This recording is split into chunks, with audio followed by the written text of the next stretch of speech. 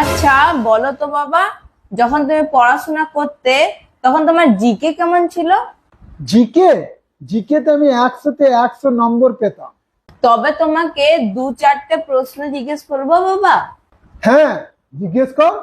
আচ্ছা বলো তো বাবা, প্রথমবার হাওয়াই জাহাজ কোথায় উড়েছিল? হাওয়াতে। আমার বলার উদ্দেশ্য ছিল কি, হাওয়াই জাহাজ কোথার থেকে কোথায় উড়েছিল? পৃথিবী থেকে আকাশ পর্যন্ত। আচ্ছা এটা বলো, হাওয়াই জাহাজ সর্বপ্রথম কে উড়েছিল? পাইলট, আবার কে?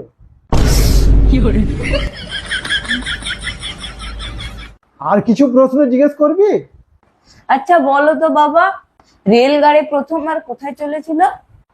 বোকা, রেল লাইনে। আরে আমার বলার উদ্দেশ্য ছিল কি, কোথায় থেকে কোথায় পর্যন্ত।